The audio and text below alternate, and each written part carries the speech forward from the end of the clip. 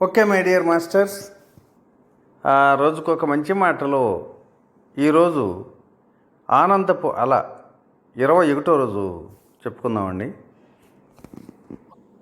ఈరోజు మనం తెచ్చుకునేది ఏమిటి, తీసుకెళ్ళేది ఏమిటి, దీని గురించి మనం కొంచెం విశ్లేషణ చేద్దాం. మహాసూర్యుడని అనిపించుకున్నటువంటి అలెగ్జాండర్ గురించి మనందరికీ తెలిసిన ఒక కథ ఉంది.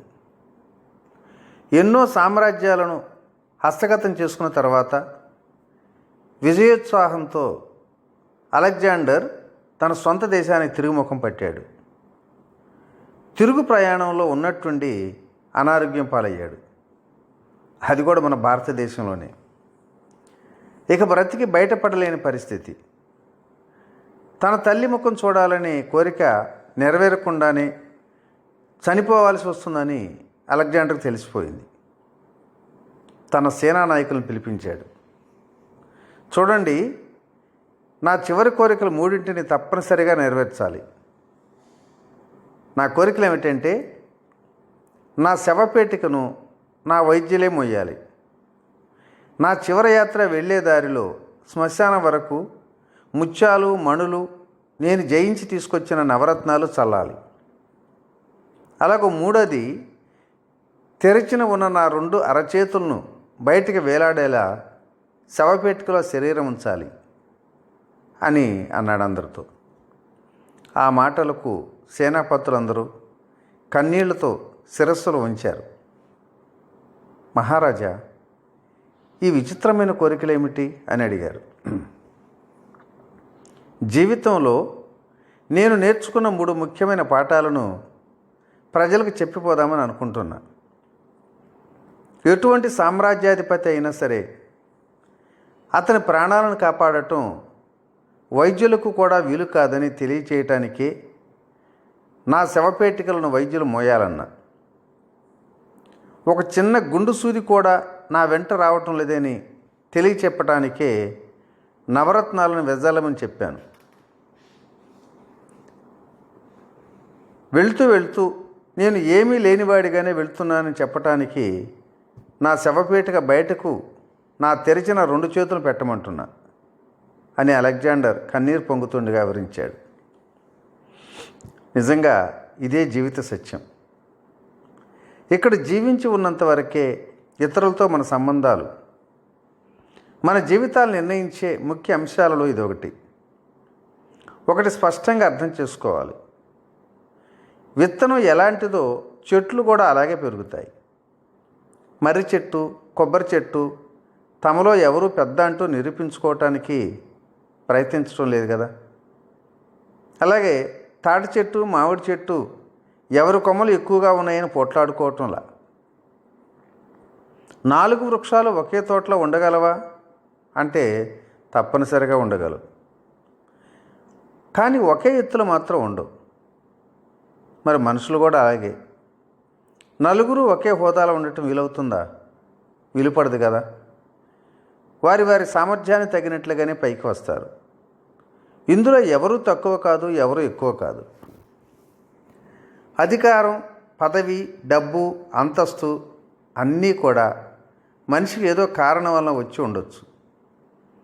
వాటిని దేనికి ఉపయోగించుకోవాలో, దేనికి ఉపయోగించుకోకూడదో అర్థం చేసుకోగల సామర్థ్యం అతనికి ఉండాల్సిందే. మనసులో ఒకటి ఉంచుకొని బయటకు మరో రకంగా ఉండేవారు ఈ రోజుల్లో అన్ని చోట్ల ఉంటున్నారు.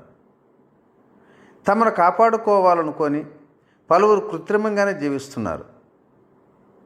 స్నేహితుల మధ్యనే కాకుండా తల్లిదండ్రులు, పిల్లలు, భర్త, భార్య ఇలా పలు బంధాల్లో కృత్రిమత్వం మితిమీరిపోతుంది. ఏ విధంగానూ ఆచరణ సాధ్యం కాని పరిపక్వం లేని చట్టాలు మనిషి దిశను మార్చేస్తున్నాయి. వాటిని అనుసరించటం ఒక సవాలైంది. తను స్వతంత్రంగా నడుచుకోవటానికి తగిన ఆస్కారం లేదని భావించటం వల్ల మనిషికి మోసం చేయాలనే ఆలోచన కూడా వస్తుంది. మన సహజత్వాన్ని దాచి మనల్ని మనం వేరే రీతిలో ప్రదర్శించుకోవటానికి ఎంత శక్తి వృధా అవుతుందో గమనించామా? ఎవరి దగ్గర ఏం చెప్పాము జ్ఞాపకం పెట్టుకోవటానికి ప్రతి నిమిషం ఆలోచిస్తూ ఉండాల్సి వస్తుంది. దీంతో జీవితంలో ఎన్నో విలువైన క్షణాలు కూడా వృధా అవుతున్నాయి. నిజాయితీగా ఉంటే దేని గురించి బాధ లేకుండా ప్రశాంతంగా ఉండవచ్చు. నా జీవితంలో కూడా ఎన్నో వందల సార్లు నన్ను చాలా తెలివిగా మోసపుచ్చామని కొందరు అనుకునేవారు. ఆ విషయం తెలిసినా వారి దగ్గర నేను ఏమీ తెలవనట్లే ఉండేవాడిని. ఎందుకు?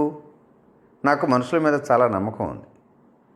మనల్ని మోసం చేయాలని ప్రయత్నించేవారి మానవత్వాన్ని పూర్తిగా జాగృతపరిస్తే వారు ఇటువంటి అల్ప ప్రయత్నాలను వదిలిపెట్టి ఎదుగుతారని నా అభిప్రాయం.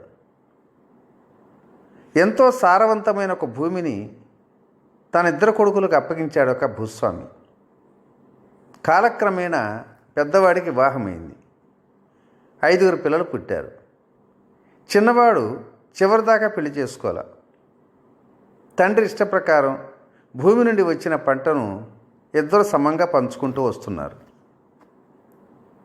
ఒకరోజు పెద్దవాడికి ఒక ఆలోచన వచ్చింది. నాకు వయసు అయిపోతే చూసుకోవటానికి 5 పిల్లలు ఉన్నారు. మరి తమ్ముడికి ఎవరు లేరు కదా, వాడికి అదనంగా కొంత డబ్బు అవసరం అవుతుంది కదా అని ఒక ఆలోచన వచ్చింది. ఈ ఆలోచన వచ్చినప్పటి నుంచి అతను ప్రతి నెల తన వాటా నుండి ఒక మూట ధాన్యాన్ని తీసుకెళ్ళి ఆ తమ్ముడి గిడ్డంగిలో రహస్యంగా చేర్చడం మొదలుపెట్టాడు. రెండోవాడు వేరే విధంగా ఆలోచించాడు. అయ్యో, నేను ఒంటరిగాడిని, నాన్న కుటుంబానికి ఎక్కువ, మరి నా అన్న కుటుంబానికి చాలామంది ఉన్నారు, వాళ్ళకి ఖర్చులు ఎక్కువ, అతనికి ఎక్కువ భాగం కావాలి కదా అని అతను కూడా తన వాటా నుండి ఒక మూట ధాన్యాన్ని ఎత్తుకెళ్ళి రహస్యంగా అన్న గిడ్డంగిలో చేరుస్తున్నాడు. ఇలా కొంతకాలం జరిగిన తర్వాత ఒకరోజు అన్నదమ్ములు ఇద్దరు ఆ ధాన్యపు బస్తాలతో ఆ గిడ్డంగిలకి వెళ్ళబోయేటప్పుడు ఒకేసారి ఎదురు రావటం జరిగింది. ఒకరినొకరు ఎదురు పట్టడం. విషయం తెలుసుకున్నారు. ఇరువురు సిగ్గుగా తలదించుకున్నారు. ఒక్క మాట కూడా మాట్లాడకుండా యథాప్రకారం ఆ ధాన్యపు బస్తాలను గిడ్డంగిలో దించేసి తమ ఇళ్ళకు చేరుకున్నారు. ఆ తర్వాత ఆ ఊరిలో ఒక గుడి కట్టడానికి తగిన స్థలం కోసం అందరూ ఎదుగుతున్నప్పుడు ఈ అన్నదమ్ములు కలుసుకున్న ఆ ప్రత్యేకమైన స్థలమే దానికి అనువైన స్థలంగా అమర్చటం, అక్కడ గుడి కట్టడం కూడా జరిగింది. మరి ఇది ఇలా ఉంటే మరి మన సంబంధాలతో మనం ఏం చేస్తున్నాం? ఎంతటి సన్నిహితులైనా ఒక హద్దు విధించుకొని గిరికీసుకొని కూర్చుంటున్నాం కదా. ఇరువురిలో ఎవరు దాన్ని దాటినా యుద్ధం ప్రకటిస్తున్నాం. ఒక్కరైనా పోనీలే అనుకొని ఉదారంగా ఉంటేనే కదా ఎదుటివాడు మనం ఉండగలిగేది. బంధువు కావచ్చు, మనతో పాటు పనిచేసేవారు కావచ్చు, స్నేహితుడు కావచ్చు, లేక పక్క దేశస్థుడు కావచ్చు. ఈ ప్రపంచంలో పుట్టిన ఎవరికైనా సరే మనకు నచ్చిన గుణాలు కొన్ని, నచ్చని గుణాలు కొన్ని ఉంటాయి. ఆ 2 రకాల గుణాలను సమానంగా అంగీకరించగలిగే పరిపక్వత వస్తే సమస్యలని తీరిపోయినట్లే. అప్పుడు మనం సంతోషంగా ఉండగలుగుతాం కూడా. మనం ఒక విషయాన్ని గమనించండి. ఒక వ్యక్తి సంతోషంగా ఉన్నప్పుడు అతనితో పనిచేయటం చాలా సులభంగా ఉంటుంది. అతను సంతోషంగా లేని సమయాన మరి అతనితో కలిసి పనిచేయటం ఎంత కష్టంగా ఉంటుందో మనకు తెలిసింది. ఆటలు కానీ, వ్యాపారం కానీ, ఆఫీస్ కానీ, ఎక్కడైనా అందరూ ఒకటిగా కలిసి పనిచేయాల్సి ఉంటుంది. వేరు వేరు విభాగాల నుండి వచ్చిన వారు కూడా కలిసి పనిచేసేటప్పుడు అంతా ఒకరి ఇష్ట ప్రకారం జరగటం అనేది కష్టం. అక్కడ ఇతరులను తక్కువగా చూసే అలవాటును మొదట మానుకోవాలి. ఎవరిని నాలా ఎవరు ఉండరు అంటూ తప్పు పట్టకండి. చుట్టూ ఉన్న వారంతా గొప్పవారే. 1-2 సందర్భాల్లో వారు తెలివితక్కువగా ప్రవర్తించుండవచ్చు. దగ్గర బంధువులు కూడా పలు సందర్భాల్లో నిరాశపరిచి ఉండవచ్చు. దాన్ని కొండంత చేయవద్దు. జీవితం యొక్క సారం దాని ఒడిదుడుకుల్లోనే ఉంటుంది. అందరినీ మనకు కావలసిన రీతిలో వంచాలని చూడకొద్దు. ఎదుటివారిని వారు ఉన్నట్లుగా అంగీకరించడం నేర్చుకోవాలి. ఇలా చేస్తే ఇతరులు మన ఇష్ట ప్రకారం ఉండకపోవచ్చేమో, కానీ మన జీవితం మాత్రం మన ఇష్ట ప్రకారమే ఉంటుంది. ఇది సత్యం కూడా. ఓకే ఫ్రెండ్స్, మరి ఈరోజు మంచి మాట ఇంతటితో ముగించుకుందాం. రేపటి రోజుని మరికొన్ని విశేషాలతో కలుసుకుందామా? Okay, thank you. ఇట్లు మీ రామిరెడ్డి, మానస సరోవరం.